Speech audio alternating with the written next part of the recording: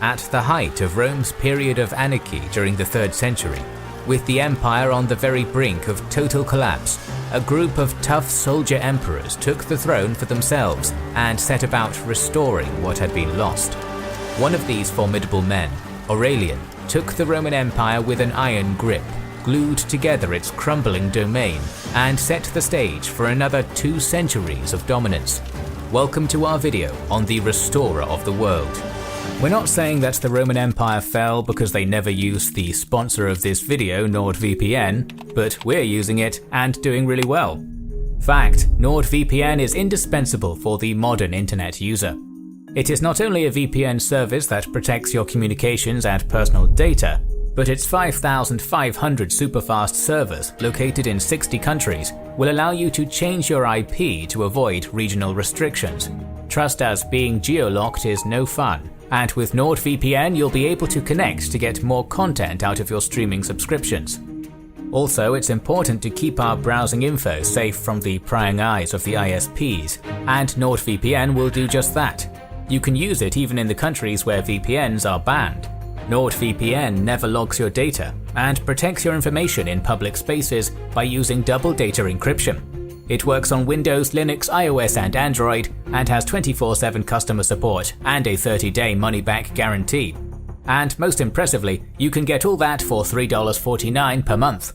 So what are you waiting for? Support us and get a free month of premium VPN and save 70% at nordvpn.com/kingsandgenerals or the link in the description.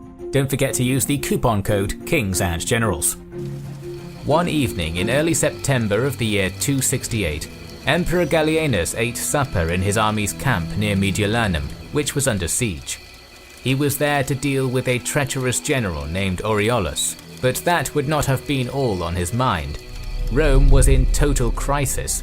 Almost a decade earlier, the empire had been ripped into 3 pieces by Postumus's revolt in the west and a withering Sasanian assault in the east. Moreover, barbarian attacks from across the northern frontier were steadily getting worse. In the midst of his meal, Cecropius, one of Gallienus's commanders, brought word that their besieged enemy was readying a sortie. The emperor immediately got to his feet and rushed off to deal with them. Suspecting nothing, Gallienus departed without his personal guard and was quickly beset and killed by assassins from within his own ranks, Cecropius among them. The perpetrators were a group of military commanders from Illyria, who had seen considerable advancement under the now dead emperor and his father Valerian. One of them was raised to the throne as Claudius II. Also among the conspirators was the subject of our video, Lucius Domitius Aurelianus. He had been born near Serdica on September 9th of either 214 or 215. After joining the army at about the age of 20, he rose through the ranks with astounding success. By 268, Aurelian was in his early 50s and had risen to be a high-ranking officer who was incredibly popular with the troops. He had earned so much renown for bravery and talent that the nickname of Manu ad Ferrum, hand on sword, became his. Upon taking the Roman throne, Claudius immediately granted Aurelian a high cavalry command and effectively made him his right-hand man. Together they took up where Gallienus left off. After quickly executing Aureolus, Claudius II, with Manu ad Ferrum at his side, marched to northern Italy and smashed an Alemanni invasion at Lake Garda. The Romans then turned southeast and advanced into the Balkans, where they managed to defeat a Gothic incursion into the Balkans at Nisus in 269. In both of these triumphs, and whilst mopping up afterwards, Aurelian is said to have played a decisive role. Before Claudius Gothicus Maximus had a chance to celebrate these victories, he died of plague in early 270, triggering yet another power struggle. Quintilius, the late emperor's brother and commander of the troops in Italy, claimed the throne. However, Aurelian, by far the most respected and feared figure in the empire, was simultaneously acclaimed emperor by the legions who were with him. Though Quintilius marshalled his forces at Aquileia, it was not enough. By the time Aurelian and his legions neared Italy, Quintilius's troops had faltered, killed their commander, and confirmed the ascension of Aurelian in September of 270. After deifying his short-lived predecessor, Aurelian marched back to Pannonia, which was being threatened by a Vandal horde. The emperor first waged a war of attrition against them, denying them food and supplies, then smashed the weakened barbarians in battle. As soon as Aurelian had repelled that Vandal threat, he received word that a united Juthungi Alemanni army had cut through Raetia and was making a beeline for Italy. Rushing to protect the home province, Aurelian's forces caught up with the Germans near Placentia. However, the emperor had not been careful enough, and his exhausted forces were ambushed near the city, resulting in a terrible defeat. Rumors of the humiliation sent Rome itself into a panic, but Aurelian continued on as though nothing had happened, recovering from a setback that would have been the end of lesser leaders. The emperor regrouped his army, pursued the invaders south for a second time, and managed to defeat them by pinning their army against the Metaurus River. Despite its losses, the Juthungi Alemanni coalition was still strong, but Aurelian was not willing to allow the enemy to retreat with any Roman spoils. After hard, uncompromising negotiations, and without any further fighting, the barbarians eventually departed empty-handed. Having dealt with all of this external pressure in a mere 9 months, Aurelian was also keen to deal with corruption at home. When the corrupt Rationalis, or chief financial minister of the Roman Mint, was confronted about his own underhanded operations, he incited his workers, who feared Aurelian's retribution, to riot. Quintilius' sympathizing senators, disruption of the grain supply from now Palmyrene-controlled Egypt, and the prior month's invasion scare ratcheted up the tension to the point that the riot turned into small-scale pitched battles. Up to 7,000 were dead by the time Aurelian subdued the city with an iron fist. Ringleaders, including senators, were summarily rounded up and executed. However, along with this punitive solution, the emperor also took measures to prevent future unrest. Beginning in 271 and continuing throughout the rest of his reign, Aurelian attempted to stabilize the coinage and harshly deal with corruption.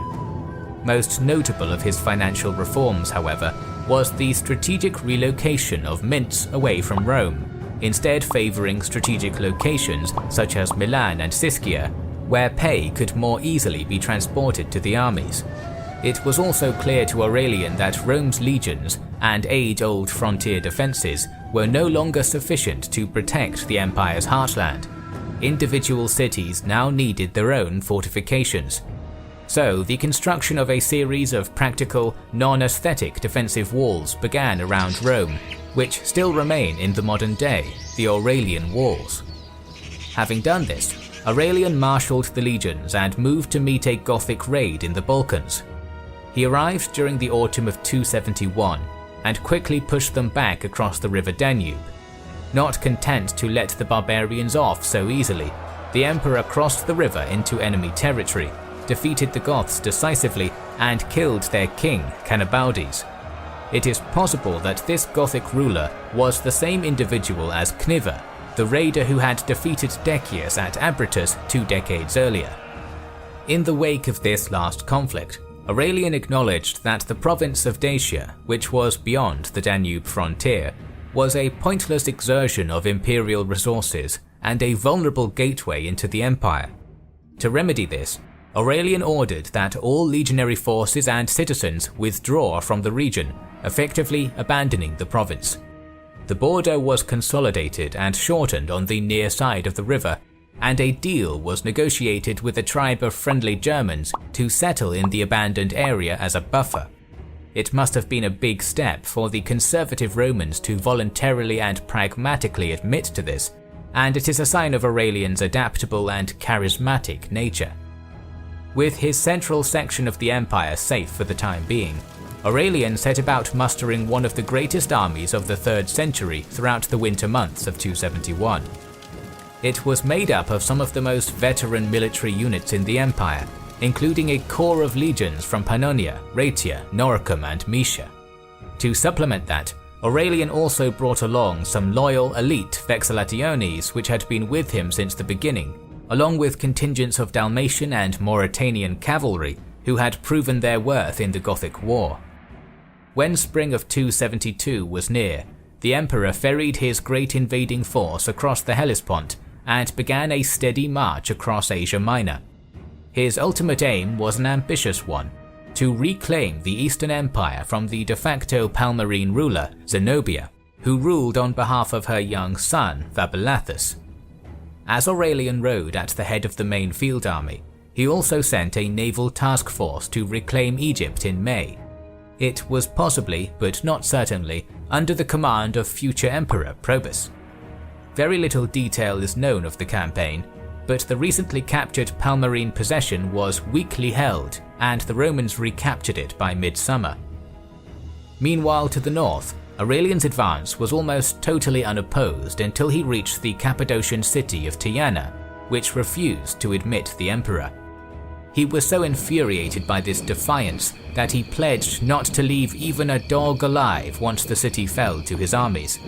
However, the relatively short siege cooled Aurelian's temper, and he came to realize that leniency would be a more prudent course of action in the long term. To that end, he ordered that his triumphant army spare the citizens rather than slaying them. He was to be a liberator of these Roman lands rather than a vicious foreign conqueror. News of this angered the soldiers, who were denied their opportunity to sack Tyana.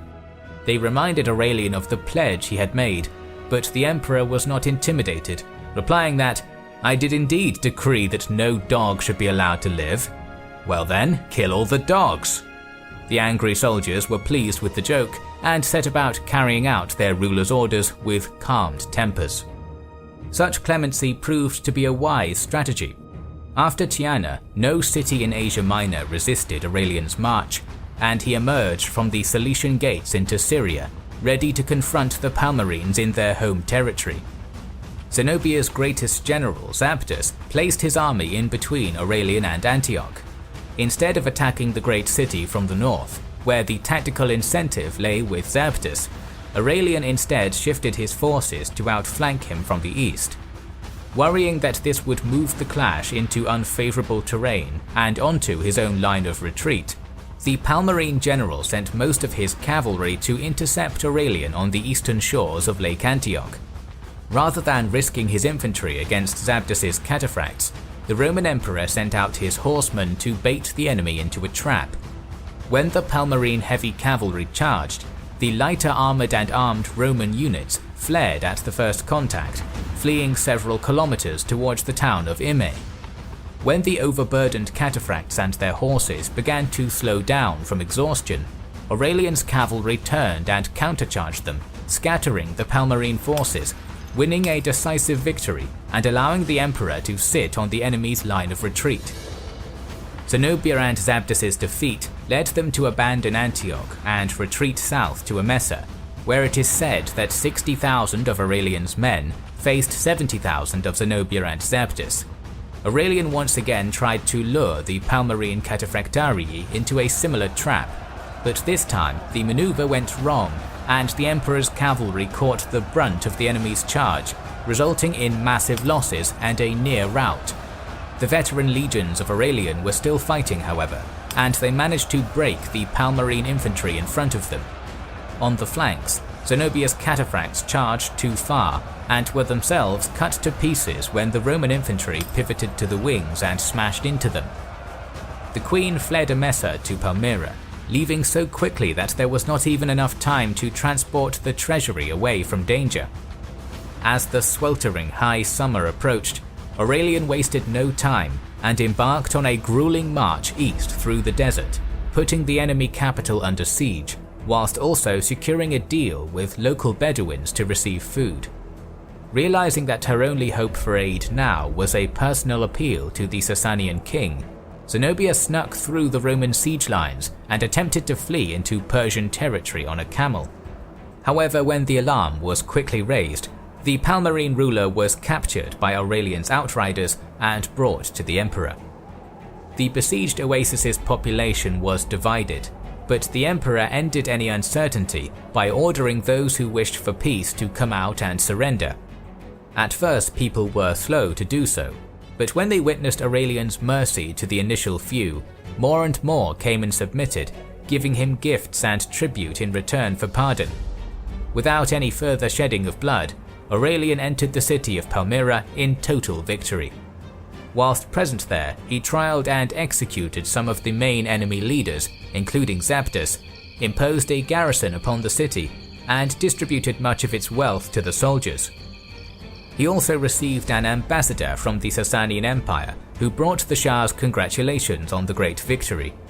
His own realm was riven by internal strife, and could not risk a war against Aurelian's power, even if the prize was such a great one as Palmyra. The emperor's most treasured prize was Zenobia herself. She was spared, but suffered the indignity of being paraded through Syria's cities chained to a camel. This and rumours of her cowardice in the face of defeat were designed to snuff out any lingering support the queen may have had. As he marched back to the city of Byzantium, Aurelian assumed the title for which he is most well known, Restitutor Orbis, Restorer of the World.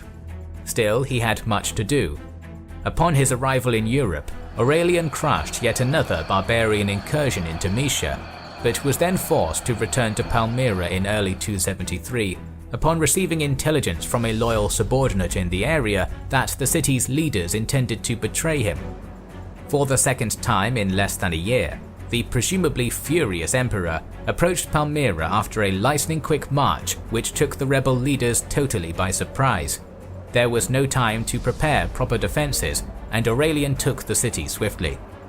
Again, he showed remarkable restraint in his vengeance. The ringleaders were immediately slain, but the citizens were permitted to leave. The city of Palmyra itself was not so lucky. Aurelian allowed his troops to ravage the troublesome enemy capital. Much of its wealth was plundered, and many of its great structures razed. After this second siege, Palmyra never again regained its once held importance and grandeur, becoming yet another irrelevant provincial town on the Roman frontier. Before he returned west, Aurelian had to march on Egypt and subdue a revolt there, securing Rome's grain supplies. With all business in the east taken care of, the emperor and his field army returned to the capital and set about preparing an expedition to finally put an end to the Gallic Empire, which was at that point under the control of Tetricus. By the time campaigning of 274 began, all preparations were complete. Aurelian marched across the Alps to his foothold in Gallia Narbonensis, then quickly took Lugdunum. The Gallic Empire was weak, but Tetricus nevertheless rallied his Rhine legions and met Aurelian near Chalons in late February. Historians debate what truly happened, but the contest was decided before the first pillar was thrown. Either Aurelian's superior generalship quickly gained him mastery of the battlefield, or Tetricus made a deal with the emperor to submit before any fighting was necessary. Whatever the case, the splinter empire in Gaul and Britannia was extinguished, its military units were reintegrated into the Roman army, and the empire was whole again for the first time in 14 years. With his victory now total, Aurelian went back to the capital with his spoils in tow and hosted what might have been one of the greatest triumphs in all of Roman history. Coming up first in the procession were vast eastern treasures gained from the conquest of Palmyra, most prominent among the horde being 3 ornate royal chariots arrayed one behind the other. First among them was a fabulously crafted vehicle, ordained with silver, gold, and jewels, which had belonged to Odenathus before his own death years before. The second was an equally masterful creation, a Persian chariot which had been granted to Aurelian as a gift from the Sasanian king. Finally came the true prize, the Palmyrene queen Zenobia herself, riding in a grand chariot that it is said she herself constructed. After the glorious display, vast amounts of exotic animals were exhibited before the awestruck population of Rome, such as elephants, tigers, giraffes, and elks. After them came rank upon rank of bound prisoners, prominent men from Palmyra and barbarian tribes in the region, including representations of the mythical Amazons who had been captured during the campaign. From his western conquest, Aurelian's highlight was Tetricus, self-proclaimed emperor, clad in a scarlet imperial cloak, yellow tunic, and Gallic trousers. Along with the western usurper was his son, whom the former had acclaimed co-emperor the year before his defeat.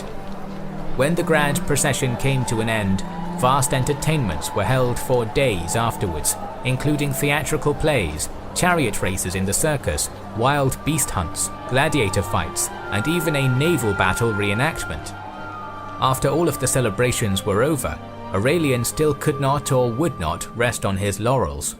As the 5th year of his reign dawned, the emperor went west to deal with a minor Alemanni invasion, and then marched east into Thrace in the summer. Because 3rd century sources can be somewhat unreliable, it is not agreed as to why Aurelian moved east. However, most historians either believe that the emperor was in the Balkans to deal with a barbarian invasion, or to prepare a great offensive against the civil war-ridden Sasanian Empire, whose capture and humiliation of Valerian had not been forgotten. Whatever the case, at some point in the middle of 275, Aurelian encamped at a way station on the road to Byzantium called Cenefurium, which was next to the Sea of Marmara. It was to be his final resting place. While he was there, one of Aurelian's administrators of secretaries, a slave or freedman known as Eros, did an unknown deed which would both be inevitably discovered and would inevitably bring the emperor's notorious wrath upon him when it was discovered. To save himself, Eros came up with a desperate solution. Since the bureaucrat was able to imitate Aurelian's writing style, he forged a series of documents accusing many senior army officers of crimes and misdeeds, and condemning those same men to death. When Eros showed the men this list, they were terrified and reacted too quickly, without thought. A group of desperate conspirators, led by a general known as Mucapor, waited until Aurelian dismissed his bodyguard and then stabbed their emperor to death. Yet the assassination was not a crime of hatred. When the reality of Eros's deceit came to light, the officers who had murdered the emperor were filled with a combination of guilt, grief, and fury. It was all directed at the desperate secretary, who the Historia Augusta tells us was tied to a stake and savaged by ravenous wild beasts. Just like that, with a crude act of deception, the life of Aurelian came to an end in the middle of 275, only 5 years after he took the throne.